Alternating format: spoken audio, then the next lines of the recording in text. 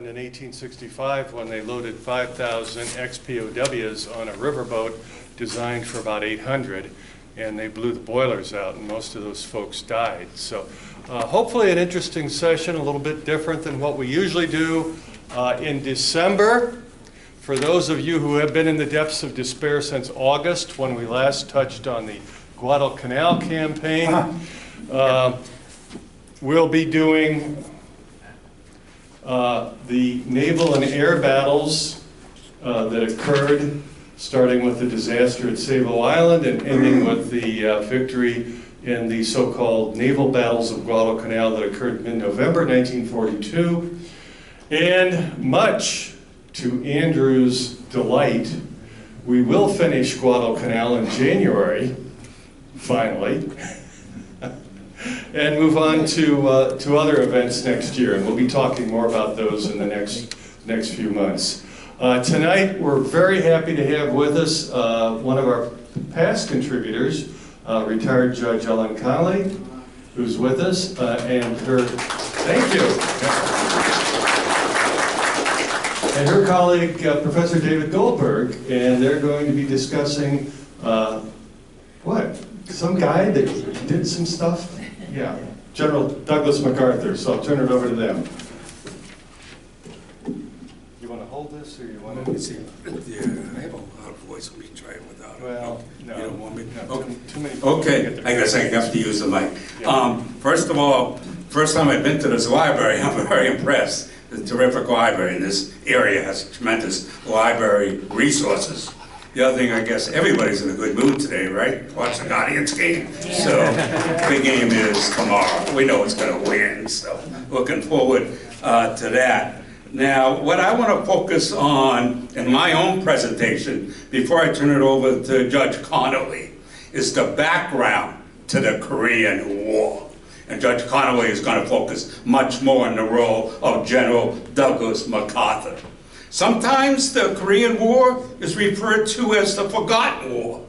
Maybe you've heard that phrase. Not forgotten by Koreans, but maybe by Americans and other people. In fact, whenever I would discuss the Korean War to my classes at Cleveland State, and I would ask students, where did you learn about the Korean War? Can you imagine how they would respond?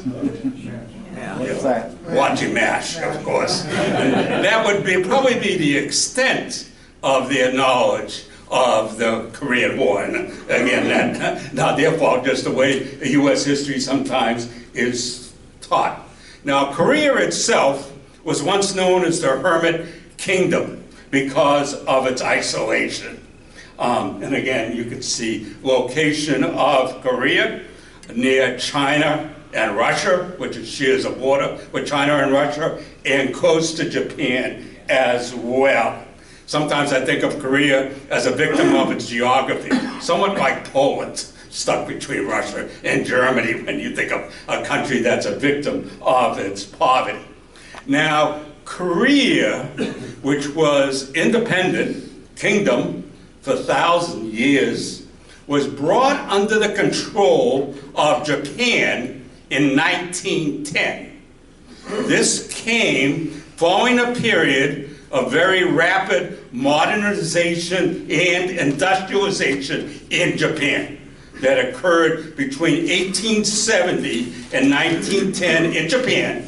In Japan in 1910, following a war which defeated Russia in 1904 and 1905, a shock to many people because it was the first non-white country to defeat a so-called white country, and it was a victory for Japan. They brought Taiwan under their control in 1905, and then in 1910, they brought Korea under their control. This is a form of what we call imperialism, colonialism, and the Japanese were emulating and taking Korea as a colony. The British, the French, the Dutch, which had all taken colonies in Southeast Asia in the 19th century, and the United States, which had taken Philippines as a colony in 1902. So Japanese was saying, well, the Western countries can do this, we're going to do the same thing. And they had other reasons for their colonization of Korea. Now, during the time when Japan initially ruled Korea, there is an argument that they brought considerable progress to the Korean Peninsula, especially like in the building of railroads, which the Japanese were very good at, other industrial projects that they engaged in. But in 1937, Japan launched an all-out invasion of China, as I'm sure most of you know. And after that invasion of China, their exploitation of Koreans increased, very much so, in terms of their needs for Korean labor. And then after 1941, the exploitation of the Koreans by the Japanese really increased, including the sending of hundreds of thousands of Koreans to Japan to serve as laborers. In fact, something like 10,000 Koreans were killed at Hiroshima and Nagasaki, forced to go to Japan at the time. And I'm sure many of you are familiar with the situation of the sexual slaves who are known as comfort women. And this is the background to Korea under Japanese control. And I think sometimes the only thing the North Korean government and the South Korean government might agree on today is their dislike for Japan. Might be the one thing they share. Now, Japan's control over Korea ended in 1945 with the defeat, with its defeat. And what happened in 1945 is the Soviet Union had entered the Second World War 2 days before it ended. Just 2 days before it ended. And the Soviets, under an agreement actually with the Americans, occupied the northern half of Korea, and the Americans occupied the southern half of Korea. And at this time, it was mainly the United States, given this division. Remember, Soviet Union and the United States had been allies during the Second World War. There was a line drawn, you can see it on the map, at the 38th parallel. That line had no significance in Korean history. It was just arbitrarily developed, mainly by the United States, that said, okay, Soviet Union can control this part of Korea, and we'll control the southern part of Korea. And Korea was made a trusteeship at this time. People were very uncertain about what its future would be at that point. It was unclear. But in 1948, of course, the Cold War developed right after the Second World War ended. Soviet Union and the United States were calling about Europe, about Iran, about many things, including Korea. So by 1948, Korea was divided, what seemed like it was going to be maybe permanent or whatever. North Korea was formed as an independent country under Kim Il-sung, communist leader who had fought in China. Remember, the Chinese communists come to power in China in 1949. He had fought with the Chinese communists. He's the grandfather of the present leader of North Korea. And an American-backed individual by the name of Syngman Rhee became the president of South Korea. And that was the situation in 1948. Now, there was skirmishing in 1948, 1949 on the border between the North Koreans and South Koreans on this 38th parallel. But on June 25th, 1950, North Korea launched an all-out invasion of South Korea using tanks, full forces that they had at their disposal. This invasion of South Korea by North Korea was somewhat, maybe provoked, some have argued, by Secretary of State Dean Acheson, who had omitted Korea from being included in what he called the U.S. defense perimeter. Might have encouraged an attack, and we're not absolutely sure about this. Now, as North Korean forces invaded South Korea, they took the capital, Seoul. And they continued this advance into southern Korea, looking like they might take the Pusan Peninsula, or looked like they might take all of South Korea.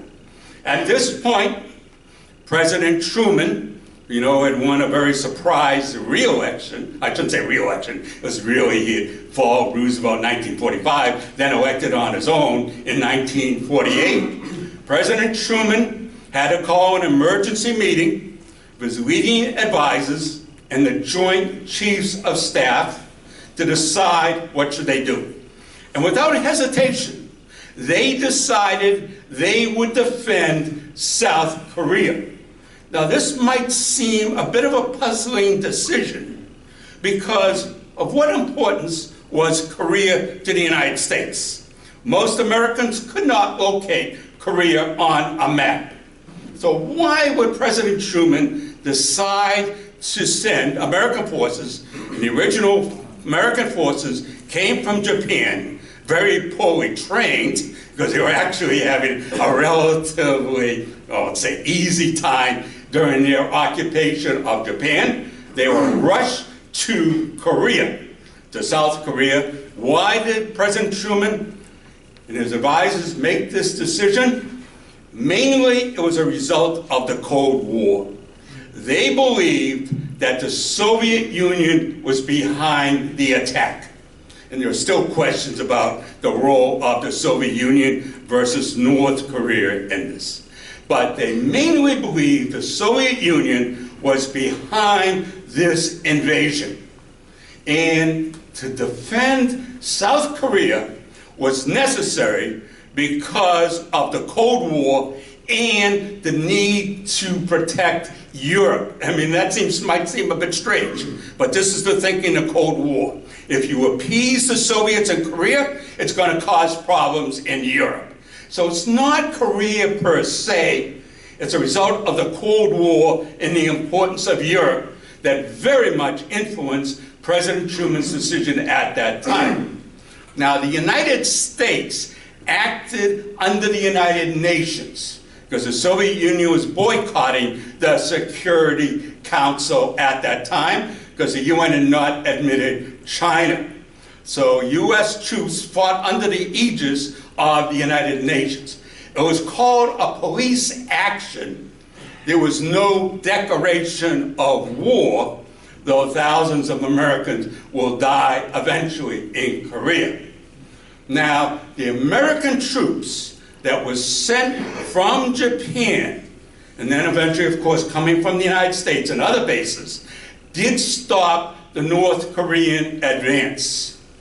And then, and one of the most brilliant military maneuvers in U.S. history, it was General Douglas MacArthur, a hero from the Second World War, who had been in charge of the occupation of Japan, who got the idea of landing behind North Korean troops, an amphibious landing at a point known as Incheon, very close to Seoul, just west of Seoul.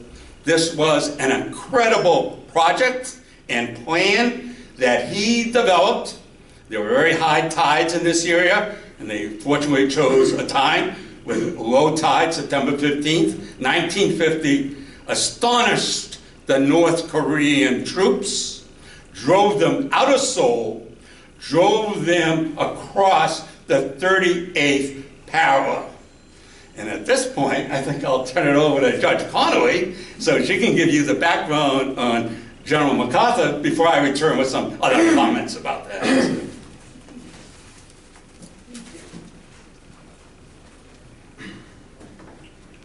It's a pleasure to be here, and thank you, Steve. I spent the whole summer with General MacArthur. Fell asleep in bed with him a few nights, but with his books. I will say one thing about General MacArthur. We share the same birthday, so January 26th. From his birth in Little Rock, Arkansas in 1880 until his death in Walter Reed Hospital in 1884 and 1964, Douglas MacArthur never spent a day or even an hour outside the United States military. Unlike other generals, Pershing, Marshall, Eisenhower, Bradley, his formative years were never passed in a civilian household, wondering what it would be like to be in the military. His first memory were the sounds of a bugle. He spent his childhood traveling from various posts with his father, who was a general, during the Indian Wars. As a youngster, he actually remembered seeing the camels, or the descendants of the camels, that had been brought to the United States by Jefferson Davis in the 1850s. He was born under the administration of Rutherford B. Hayes, and he died under the administration of Lyndon Johnson. His biographer, William Manchester, describes him as a thundering paradox of a man, noble, inspiring, courageous, arrogant, and shy, the best of men and also the worst of men. He was flamboyant, imperious, he carried plumage like a peacock, but he could never acknowledge an error, and he tried to cover up his mistakes with sly, childish tricks. There are people who say he's the greatest general in America, and there are people who compare him to Benedict Arnold. FDR's Secretary of the Interior, Harold Ickes, is quoted as saying that MacArthur probably thought that when he died and went to heaven, God would just step down from the throne and let MacArthur sit there. He was endowed with great personal charm. He won 22 medals, 13 for heroism, which probably exceeded every other American in history. He sought out death. He was exposed himself to enemy snipers in the Philippines, in Mexico, and as a general in 3 wars. But nevertheless, his troops referred to him as Dugout Doug. Parents named their children Douglas, and I have a friend who, when his parents named him Douglas, the grandparents didn't speak to him for like a year. They didn't like MacArthur. So he really runs the gamut of history, from the beloved to the hated. Ironically, he was buried in Norfolk, Virginia, a place where his only connection was his mother's birthplace. And you would think he'd be buried at Arlington or West Point. But he found this philanthropist who agreed to do a monument to him, and he knew he would never have a presidential library like FDR or Truman or Eisenhower. So he chose to be buried in this monument in Norfolk, Virginia. And apparently it's still in the middle of the city, and apparently they still have a lot of Japanese tourists who visit there. So we're going to take a look at MacArthur, some of the good things that he did and some of the bad things that he did. He was obsessed with his looks, and he always carried the pipe and had the scarf. He always kept this dashing figure, and even in World War I, he wore non-regulation clothing. Ike was asked, had he ever met MacArthur? And Ike said, well, I not only met MacArthur, I studied dramatics under him for 5 years in Washington and 4 years in the Philippines. His speeches and his conversations were filled with simplistic and racist references to the Asiatic mind, the mind of the Oriental, which blurred these vast ethnic, historical, and social differentiations for the many countries of Asia. His Victorian mind could not see this revolution to the colonialism of the time that was taking place in Asia. So, particularly in China. And the China that he knew was the China that no longer existed. And in many things, you can kind of look at MacArthur as having a 19th century mind. Truman, who never had any love for MacArthur, said that he couldn't understand that a country that created a Robert E. Lee and a John Pershing and an Eisenhower could also create Custer, Patton, and MacArthur. During World War II, his leadership in the Pacific dazzled his colleagues and political leaders. In his campaign, starting in 1942, he took a severely understrength Allied army with little air and military and naval support, and charted a course of great originality. His strategy was simple. He shepherded his resources, clearly contesting the Japanese only where they were weak and not where they were strong. And he knew that these long battles of the frontal attacks were over. One of the good things he did was the occupation of Japan, where he essentially created the Japanese democracy. The Japanese perfectly dovetailed with MacArthur. MacArthur, the Japanese needed someone to worship, the man who had conquered them, and he needed to be worshipped. He significantly underestimated the military strength of the Japanese before the war. He also was confident that he could hold the Philippines, which he could not. And he also underestimated the Koreans.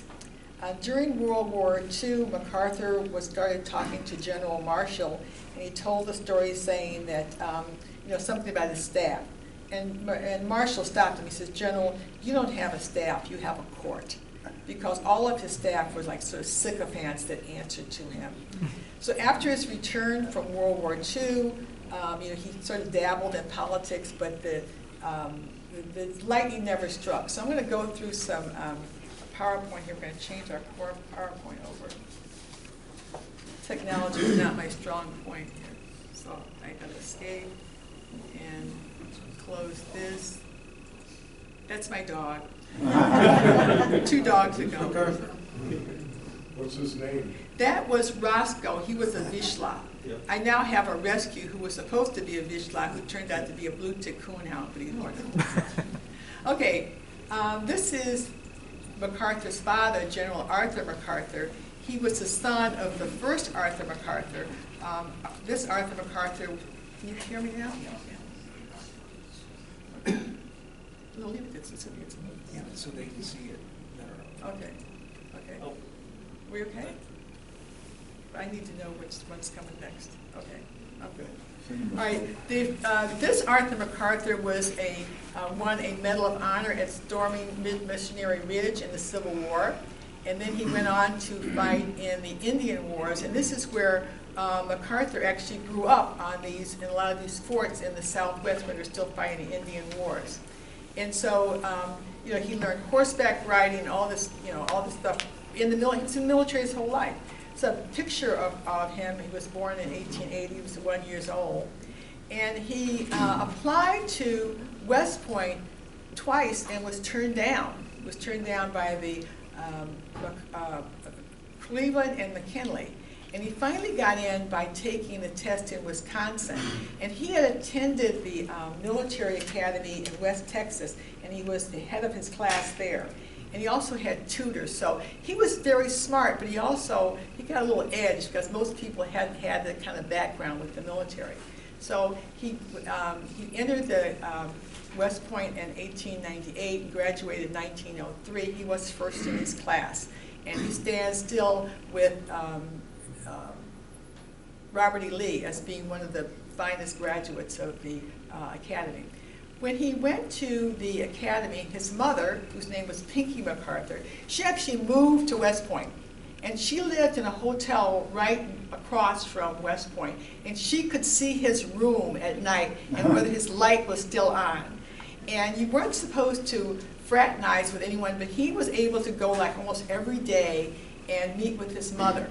And while he was, all during his career, his mother was writing letters for him. She had been married to this general. He's got credibility, so she's writing letters. He should get a promotion. He should do something better. He had this, somebody helping him his entire career.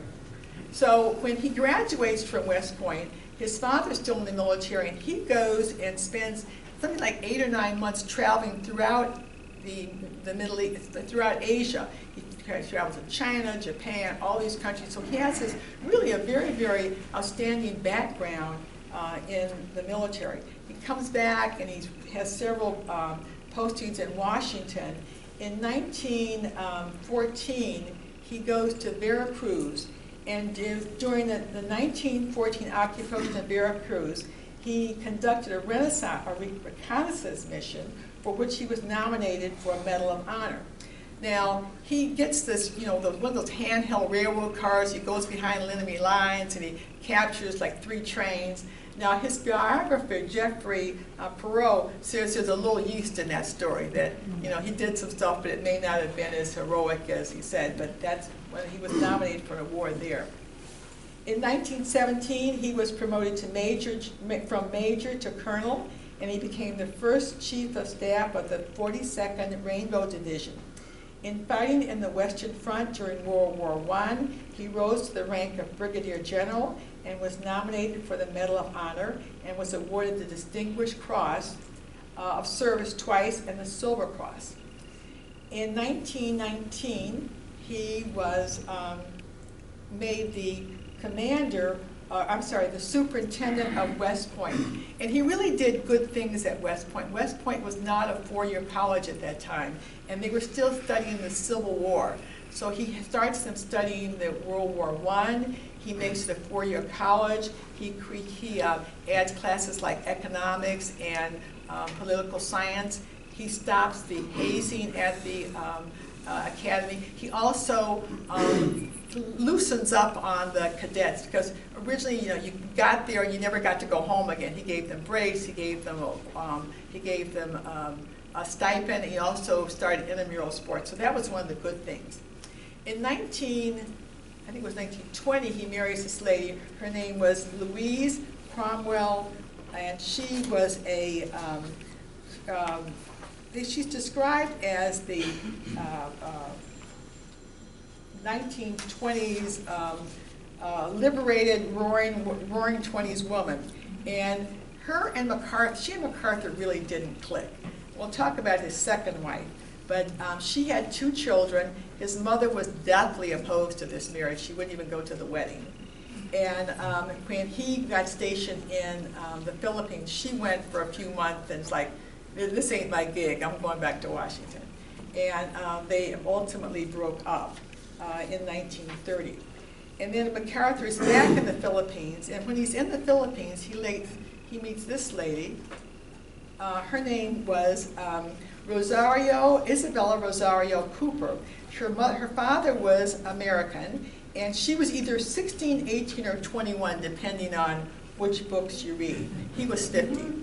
And they had a relationship. He finally brought her back to Washington and put her in an apartment. He would buy her these very expensive gifts, but he wouldn't let her go outside a lot. She was basically like a sex slave.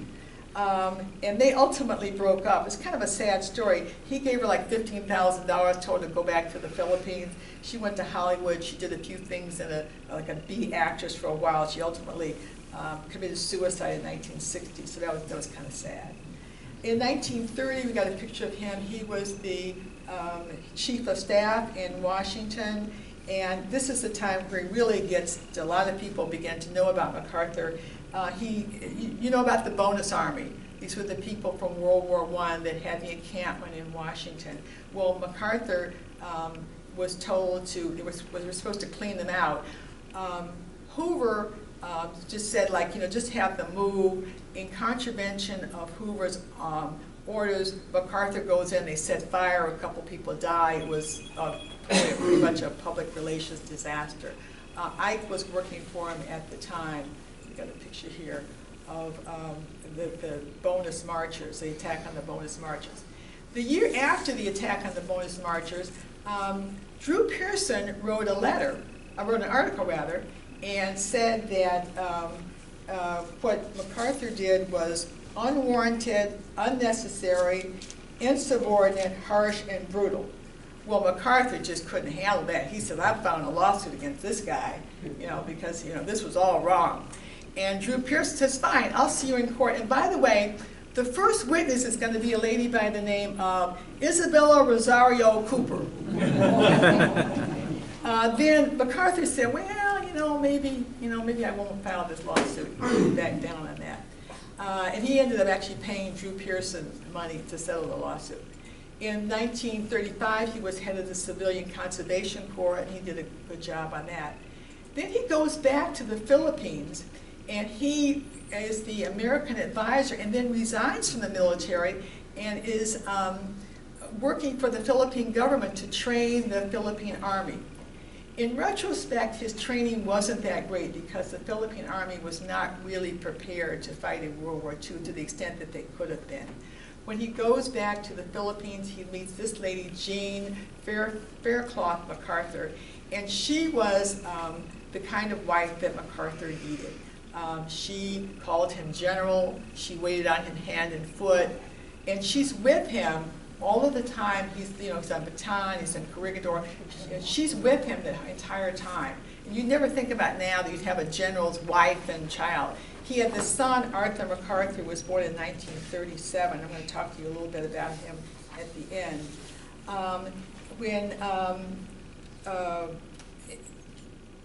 When everything starts heating up in the with Japan, FDR reappoints him, and he becomes the military commander. In Japan, he becomes very, very good friends with President Quezon of the Philippines, and of course then on December the 7th, there's the attack on Pearl Harbor. But MacArthur, he's still in the Philippines, and Japan has attacked the Pearl Harbor, but he doesn't do anything to protect the planes and the equipment that are on the Philippines. You know, he could have got those planes and sent them to Australia, saved them. So a lot of materials were destroyed in the Philippines when under MacArthur's watch. This is just a picture of Clark Field. And then when the Japanese invade the Philippines, he's on Corregidor. He's a picture of him in the tunnels. His wife is there the whole time with his son. And then this is General Wainwright. Of course, General Wainwright had to surrender to the Japanese and spent 3 years in a concentration camp. While MacArthur is taken away on a PT boat. And FDR felt that if MacArthur had been captive, it would have been a terrible propaganda for the Japanese. So he and his family and some of his staff were taken on a PT boat and taken to Australia. Now, in 1979, this woman who's a researcher finds out that right around the time that right around the same time, the Philippine government gives MacArthur $500,000. President Quezon, we saw a picture of earlier, wanted to leave, and conveniently, MacArthur arranges for Quezon to get on a submarine and is taken out of the Philippines. Now, it could have been that he got a waiver from the government because the military was not supposed to be able to accept this kind of money, but the waiver has never been found. But there's a number of articles back and forth about this money. And so $500,000 in the 1930s, I mean, that was like a lot of money. So this is just the island hopping, which we talked about before, how he was going from island to island, against the Japanese. In 1944, we have this meeting with FDR, Nimitz, and MacArthur. It's interesting that MacArthur said he couldn't leave, so FDR had to fly all the way to Hawaii to meet with him. And then we all know this famous photograph of him walking back into the Philippines. I will return. Now, there are allegations that this photograph was taken 2 or 3 different times. He changed his clothes, and there are people say that no, he only did it one time. But it was it was pretty well staged. I mean, MacArthur always managed to have photographers around any place he was going to ski. So we know that the war ends when the bomb is dropped at Nagasaki. The Japanese surrender on September the 7th. This is a picture of MacArthur signing at the on the USS Missouri. And one of the good things he did was Tokyo and Japan, they were in dire straits. They didn't have a lot of food. He made sure that the United States Army did not live off of the food so that the Japanese were able to eat. There are criticisms of that he allowed way too much fraternization, I can't pronounce that word, with the military and the Japanese population. It's just a picture of him with the troops. And of course, he created the democracy, as I said before, in Japan. He allowed the Japanese to keep their emperor, which I think was very, very important to them. He created the Japanese Diet, who elected a lot of women. There was universal suffrage. He created the Japanese Constitution. He helped support labor unions. So he did really a lot for the Japanese government.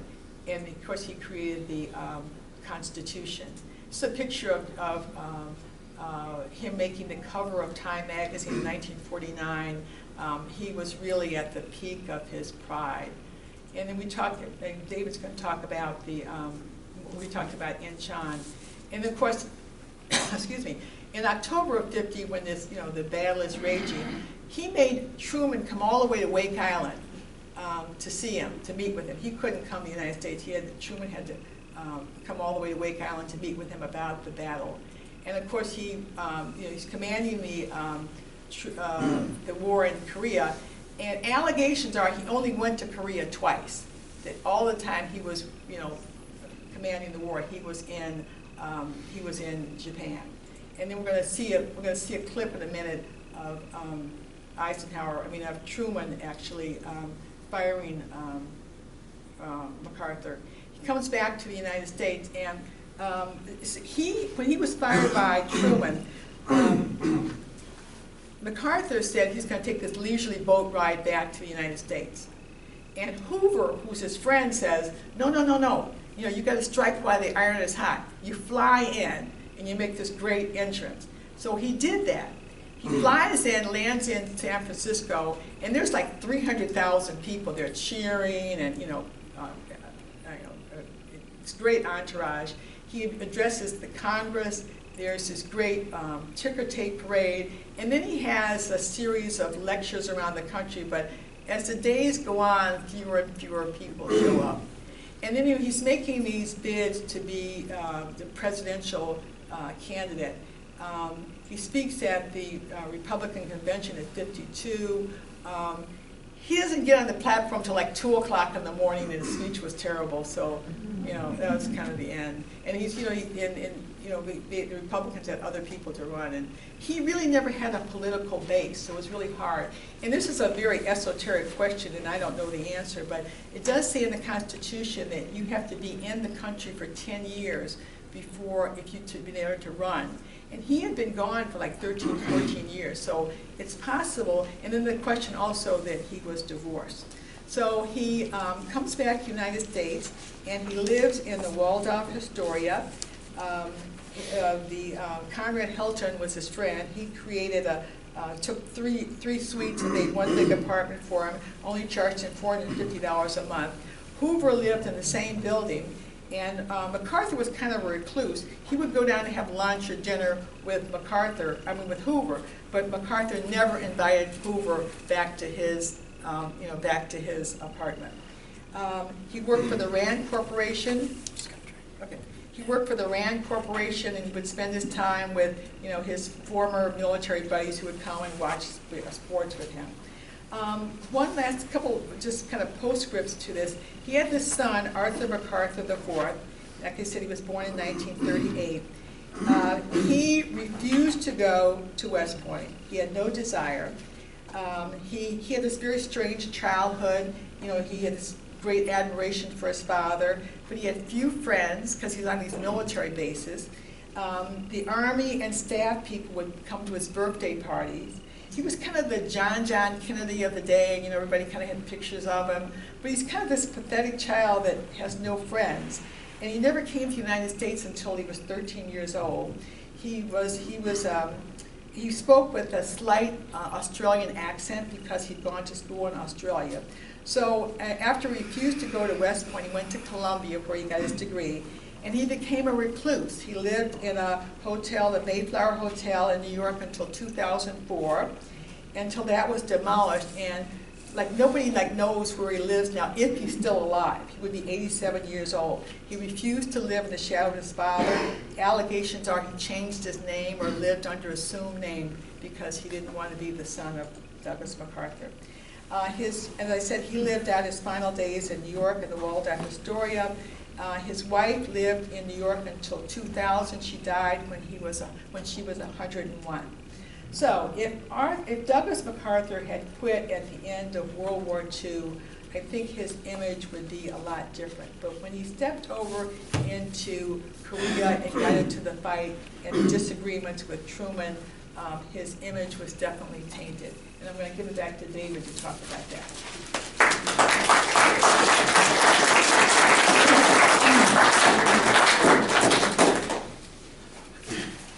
I know we want to leave time for comments, questions, so I'll try to race through this again. But one point I should have made, I just want to add, that's very important for the future of U.S. foreign policy, is that when Truman decided the U.S. would defend South Korea, he also made two other critical decisions. he decided to station the 7th Fleet between Formosa, as it was called then, what is Taiwan today. He stationed the 7th Fleet.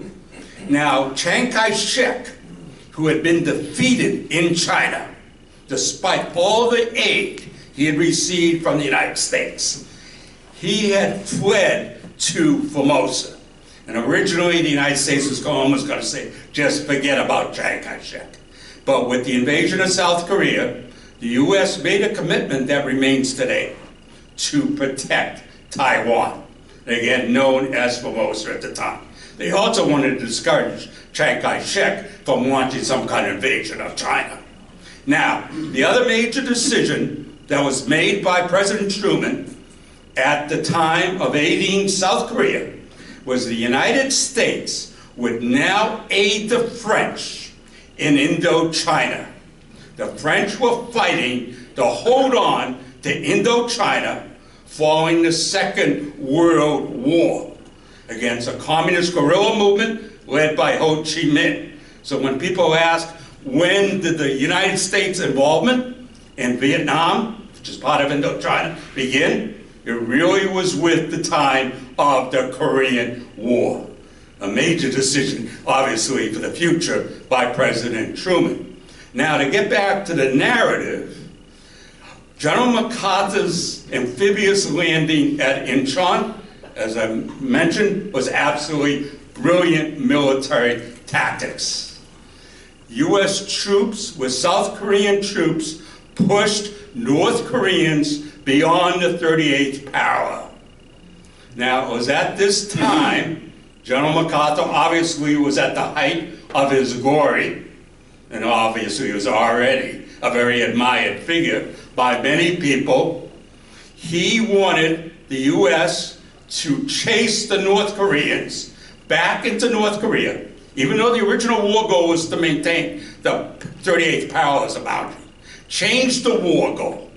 Roll back communism in North Korea. Invade North Korea.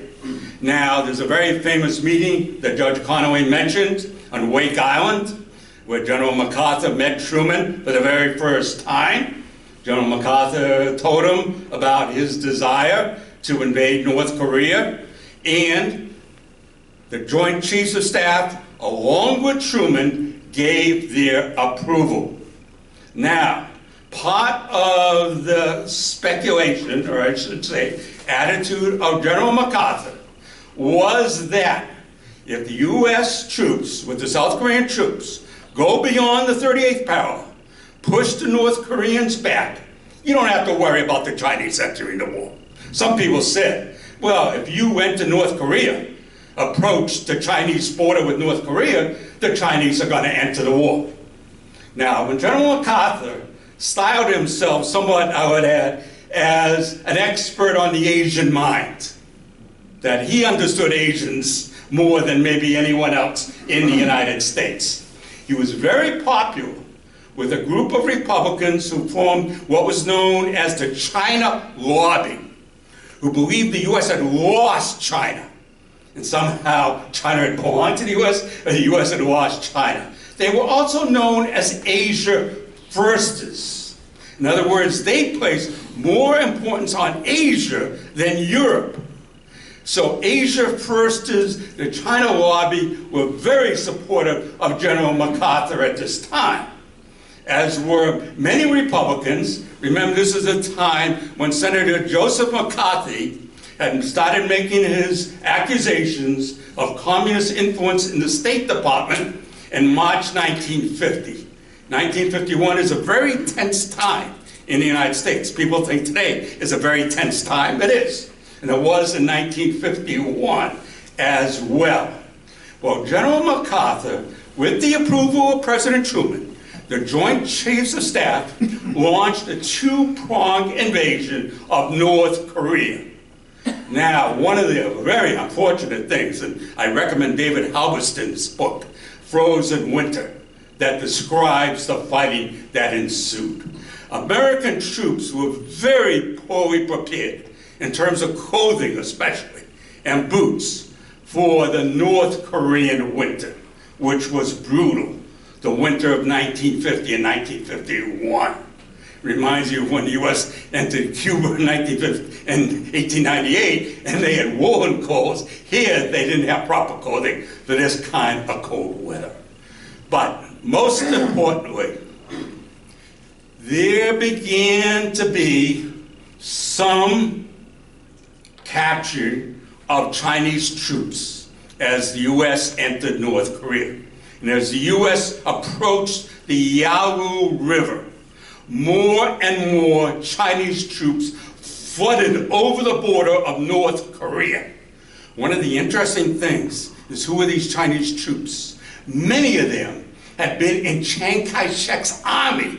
They'd been captured. And so now they were fighting against a different force. Because when Chiang Kai-shek had fled China, he had abandoned thousands, hundreds of thousands, millions of his own troops. And they were now living in communist China and forced to fight in the Chinese army. One of the peculiar aspects of this. But again, without going into detail, General MacArthur had ordered this two-pronged offensive. North Korean and Chinese forces pushed American and South Korean troops all the way back beyond the 38th parallel. It's called the longest retreat in U.S. military history. The communist troops again took Seoul, a very dismal time, but U.S. troops were able, again, with South Korean troops, to push the North Koreans back towards the parallel. Now, during all of this time, and kind of what is one of the most famous events of this entire war, is General MacArthur kept on insisting, let us bomb China. We need to bomb China. He also wanted to unleash Chiang Kai-shek, so maybe his forces could be used in some kind of invasion of China. Not only President Truman, but the Joint Chiefs of Staff strongly opposed this for obvious reasons. The U.S. did not want to engage in a war with China at this time. There's a famous statement, I think, that was made before Congress by Omar Bradley about being the wrong war, the wrong place, the wrong time. This is not what the U.S. priority was. Europe was the priority, not Asia. That's a debate that still goes on today about priorities between Europe and Asia. General MacArthur continued to insist that U.S. forces bomb China.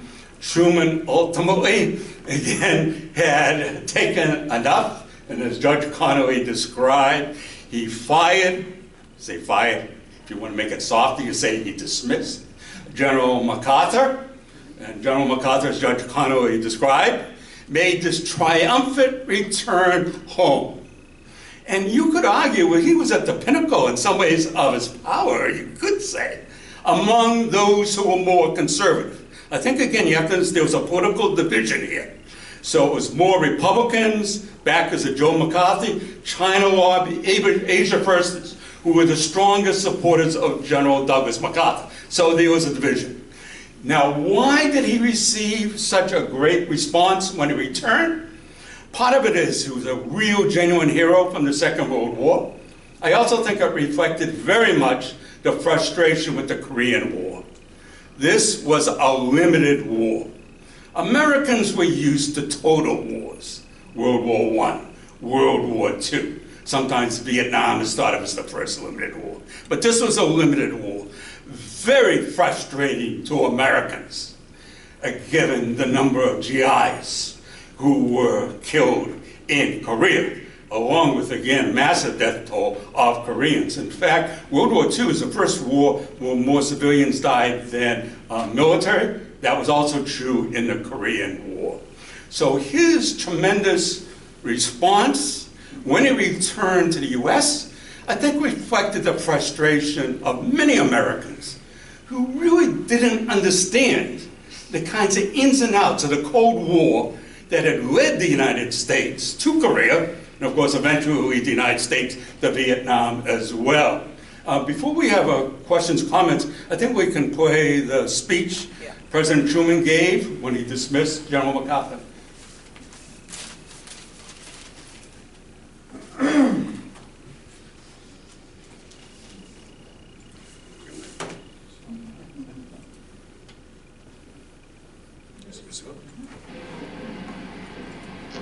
My fellow Americans, I want to talk to you plainly tonight about what we're doing in Korea and about our policy in the Far East.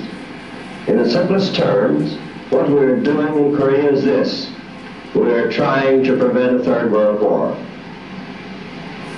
The communists in the Kremlin are engaged in a monstrous conspiracy to stamp out freedom all over the world. If they were to succeed, the United States would be numbered among their principal victims. It must be clear to everyone that the United States cannot and will not sit idly by and await foreign conquest. The only question is, when is the best time to meet the threat, and how is the best time to meet it? The best time to meet the threat is in the beginning. It is easier to put out a fire in the beginning when it is small than after it has become a roaring blaze. And the best way to meet the threat of aggression is for the peace-loving nations to act together. If they don't act together, they are likely to be picked off one by one. The aggression against Korea is the boldest and most dangerous move the communists have yet made. The attack on Korea was a part of a greater plan for conquering all Asia. I would like to read to you from a secret intelligence report which came to us after the attack. The report tells what a communist officer in the Far East told his men several months before the invasion of Korea. Here's what he said. In order to successfully undertake the long-awaited world revolution, we must first unify Asia, Java, Indochina, Malaya, India, Tibet, Thailand, Philippines, and Japan are our ultimate targets.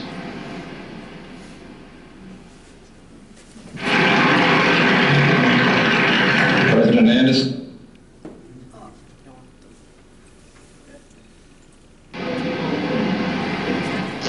That's the one we picked, but That's not the one we were supposed to pick. We're supposed to pick the one that we fired. that's what it says. President Harry S. Truman fired. Yeah, I just would like to add that in my presentation I forgot. You got, Huh? there was a couple down. It said Truman fired Right there. McCarthy. It was 11 minutes ago. It's only 2 minutes. Yeah, this is that's the one. There it is. But on that's the the right. one we played.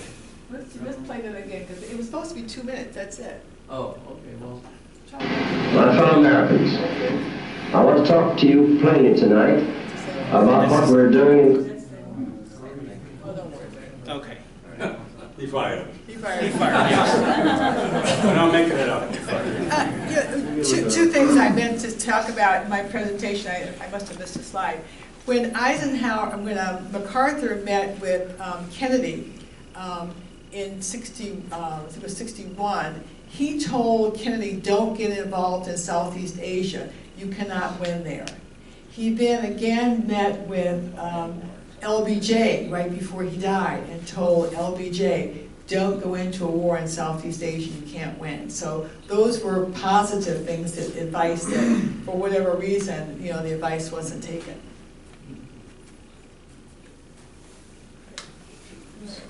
No, so what we'd like to have now, questions, comments on any aspect of this. I don't know what you call it over there. Start here.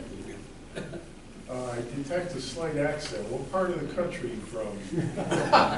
You can't tell? Boston? It's a Boston, New York accent. And I won't, it's a hybrid. I often get asked that question.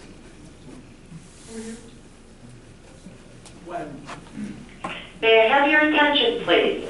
With the owner of a Jeep Wrangler, license plate 649Y0Q, please come to the circulation desk. That's 649Y0Q. Thank you.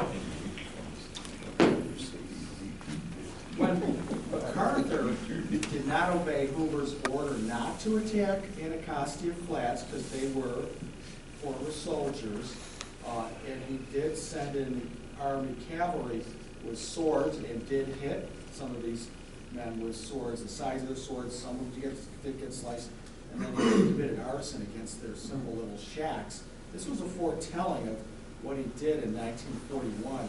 Because in 1941, the Philippines, in coordination with the United States, had a war plan, a preemptive war plan, and a latitudinal line was drawn north of Luzon, and it was observed.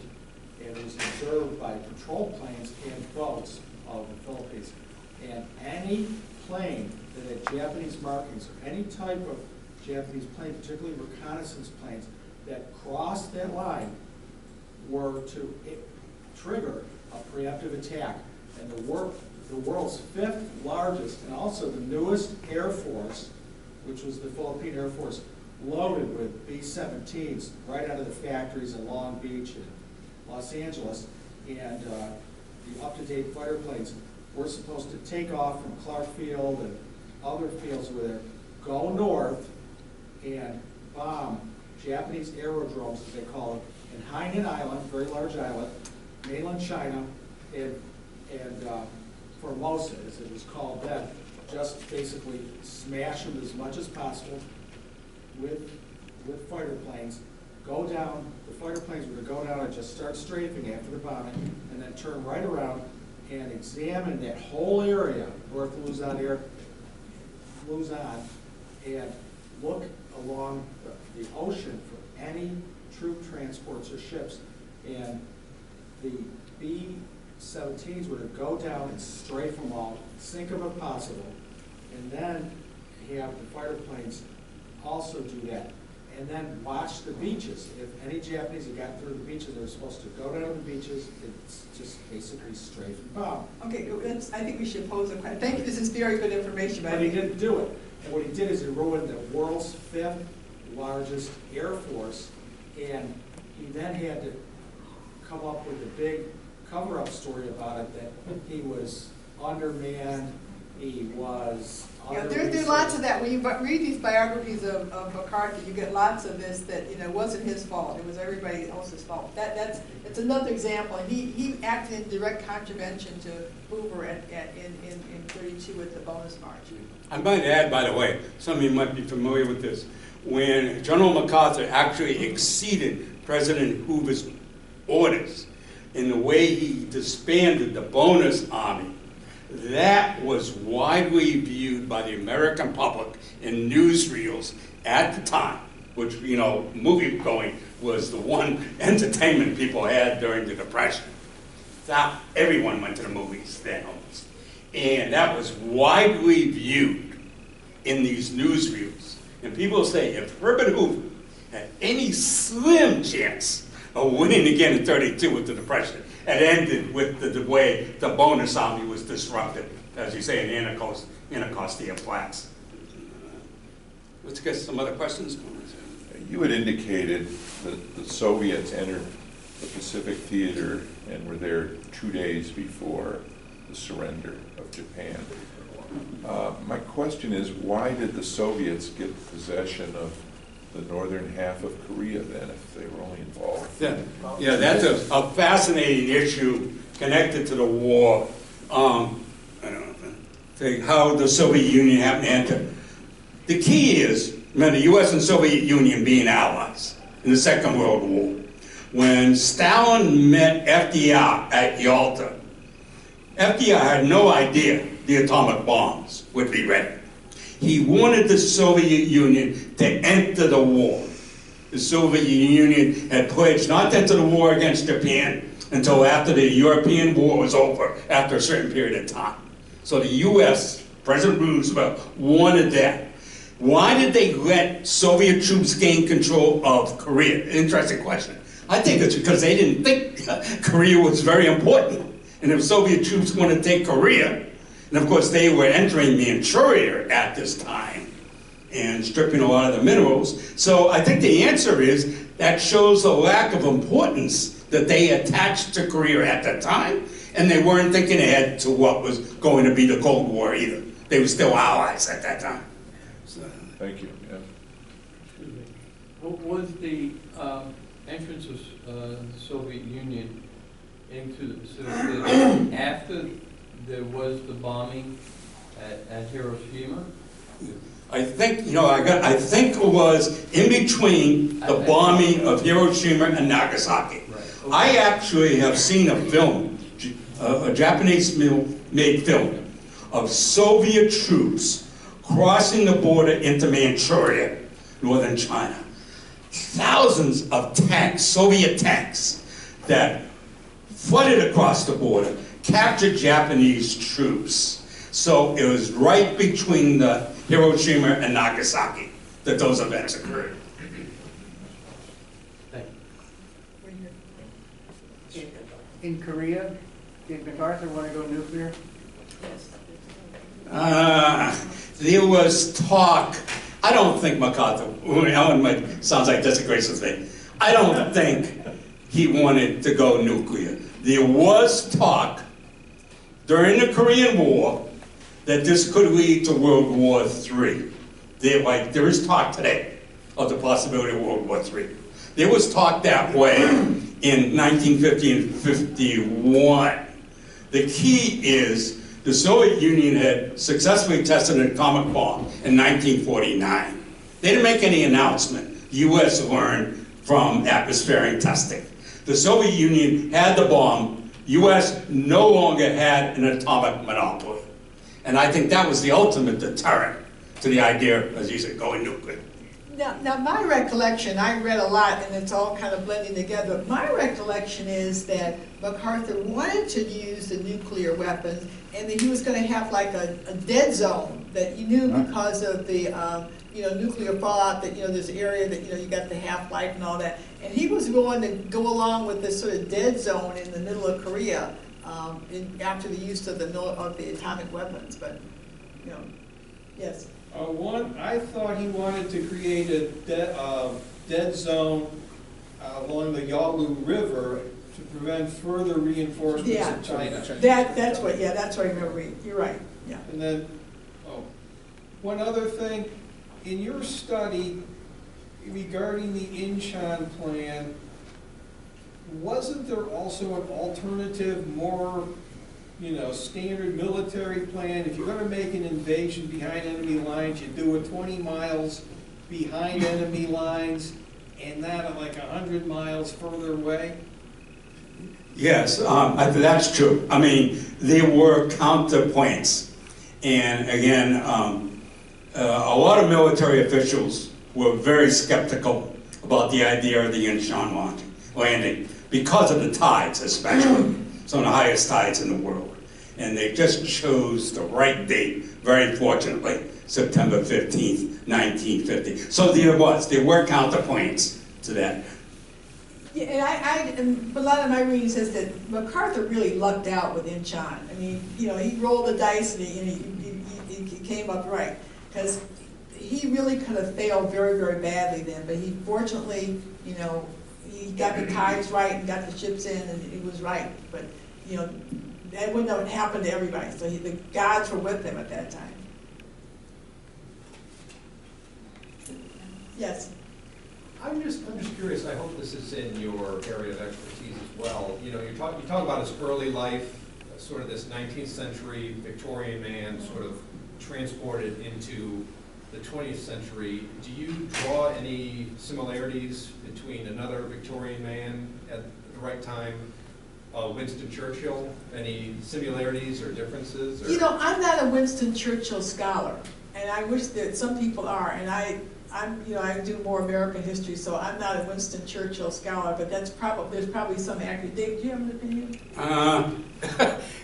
I think it's an interesting idea. I think they died the same year. Well, what I think of as the similarity is Churchill refused to acknowledge the decline of British power and his determination to hold on to India and the British colonies. And I think he shared that kind of attitude with General MacArthur, kind of Western superiority. And as you probably know, it was a real shock to Churchill when he was defeated at the polls in the UK right after the Second World War ended. And so that was a repudiation in some ways of his view. So I think he falls within that purview of Western superiority, the colonialism that had resulted from that. Yeah. My dad served in Korea. I want to thank you both. I've never really studied the Korean War because during school, by the time World War II got over, it was summer vacation. So I learned so much tonight, and I want to thank you very much, both of you. I have a stack of books on MacArthur and the Korean War. We have to do this presentation again in November, and after that, I'm bringing them to Steve, and they'll be at the book sale. So, because I got too many books in my house. Yeah. Yes, I read a history before the 1900 war between Russia and Japan, and there was a division in the royal family in Korea, and they had escape tunnels. Part of the family had an escape tunnel going to the Japanese embassy. The other part went to the Russian. And the Russian interest in Korea was more for an ice-free harbor and also for a lot of materials that they could use, coal, iron ore, and the rest of it. And that was the main reason why they fought over the peninsula back then. You know, one of the things, if you're really interested in MacArthur, the Gregory Peck movie called MacArthur is very, very decent. It's historically correct, and I might even watch it again, but it's a good movie if you want to watch something about MacArthur. Yes, Steve? I've got a question if nobody else does at this point, and that is, on at least 3 or 4 occasions, MacArthur basically failed to listen to his intelligence reports, and as people who were here may know, my father-in-law was fighting on Corregidor, which I now done. So, December 7th, and it appeared he had a mental breakdown or some kind of psychological breakdown for several hours, but he failed to listen then. He failed to listen to the intelligence reports before the North Koreans invaded, and he failed again to listen to what was happening when the Chinese launched their assault in the winter of 1950. Do you think there was something psychologically with him that the world was either going to be the way he thought it ought to be, or he just had to have some kind of blind spot to anything he didn't want to hear? You know, I don't know about that, but it seems to me in my reading that some of this was, the historians blame on his staff, that his staff was giving him bad information, and that he had, he had all these sycophants around him, and anybody that disagreed with him, you were gone instantaneously. So, it could have been some of that, but that I have not read, but I don't doubt what you're saying. I'm interested in the professor's opinion. Oh, okay. Well, and Dr. Connally knows more about Douglas MacArthur than I do, actually. But from the reading I've done, he, as Alan just said, he only listened to people who agreed with him. So he didn't take advice well. And that's familiar. Was that? How familiar. Yeah, we know a few people who like that and all that. So that was just, and yet, and he's a paradoxical figure. That's what's so fascinating about him. We discovered in this, because his policy in Japan was a splendid success and all that. And again, you could argue about whether he deserved to be considered the war hero of the Pacific War, World War II, but I think he certainly made an important contribution. But on the other hand, you have these other examples. And again, I don't know if I stress this enough. He was so confident, as he was saying, that Chinese troops would not enter the conflict. He was like 100% sure of that, so you couldn't disagree with him. So he certainly had that liability about himself, bringing total overconfidence. You would think that along the war that they have over there, that moving into North Korea at a very poor time would be very obvious. Of course, it's obvious now, but during that time, even so, they should have had an idea what was going on, plus supplies and everything else. You know, I mean, it wasn't the first war the United States were in.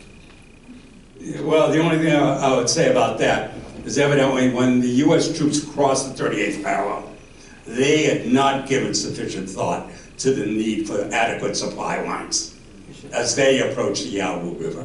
They were just major They mistakes. should have looked at Germany and Napoleon. Yes, yes. Many other precedents that we can think of, overconfident commanders. There have been enough. Excuse me, you mentioned, yes, overconfident. You also mentioned earlier when he did this, it was, maybe it came off as a stroke of genius. He caught everything at the right time. He's got these soldiers from Japan that are poorly trained, and he's making all this progress, at least initially. And yeah, it does seem like he was more than overconfident, as I would say at this point. He should have thanked his lucky stars at that point and obviously stopped. But no, it's just amazing that he had poorly trained soldiers, let alone supply lines that were not there.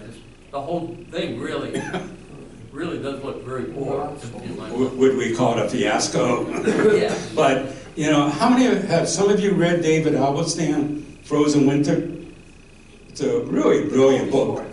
Coldest War, I think. The coldest winter. Coldest winter. Now we got it. The coldest winter. It's available on a CD because I listen to it in my car for It's available in your library too. This library. It's the book to read to understand the suffering of American soldiers and other soldiers in Korea. The real victims, you might say, of the Cold War. And that's on both sides. Again, this all being a result of the Cold War. There were hundreds and thousands of deaths of civilians, especially around the 38th parallel, as the war became stalemated for 2 years, and we don't have time to go into that phase of the war. This gentleman over You showed a chart earlier of the greatest advance of the Allies to the north, but yet they never, it didn't show, the Yellow River is the border between China and North Korea, and the Allied forces never reached the Yellow River, according to the chart you showed. But did the Chinese, the Communist Chinese, feel threatened enough that they felt that they needed to push back against the Allied forces? Is that why? That's a good question. This is the point of dispute, and I don't know if we'll ever know the answer. Because the conventional account has always been Chinese communist leadership. Remember, this is less than a year after they've taken power in China. And they've been fighting a civil war and a war against the Japanese. And the question is that for a long time it was believed the Chinese communist leadership decided to enter because they felt threatened as the troops approached the Yalu. But there is now considerable evidence that the Chinese decided to enter once the U.S. troops crossed the 38th parallel. It wasn't just a question of approaching the Yalu, but what the Chinese communists did. Remember, they had years of experience fighting guerrilla war against Chiang Kai-shek, against the Japanese. You're talking about years and years of experience. They lured American troops into further north. They could have stopped them sooner, but they didn't want to. There's a lady back here who's been trying to ask a question. Well, an interesting side point, and probably not many were here, but I was in high school when MacArthur addressed Congress, I believe. I forget the exact year. It's 51. 50-something. 51, I think. 51, okay. And the powers that be at Rocky River decided that we should all listen to this speech. So it was broadcast in the school. And I will never forget, and I can hear his voice to this day. Old soldiers never die, but they just fade away. I just hear the tremor in his voice. So stay or listen to it when he was doing it live. He was right about that. If he was a stock, you should have sold it that day because his reputation just did nothing go down. He didn't really die a big hero. Bob. I just have one comment based on this gentleman's comment about how ill-prepared the Army was. That is a good reason to study history so that we don't make the same mistakes again. But what is your viewpoint as to why the Army was not trained? Well, again, I remember someone telling me the best time to go into the Army was right after a war. So I think that might help explain why they were so poorly trained, the troops in Japan. I think it was that the Strategic Air Command said, we don't need ground forces anymore. All we have to do is drop bombs. Bob, that's a subject for maybe a debate we ought to have with this group, okay? One more question. One more? Going once, twice? Thank you all very much for coming. Before you leave, please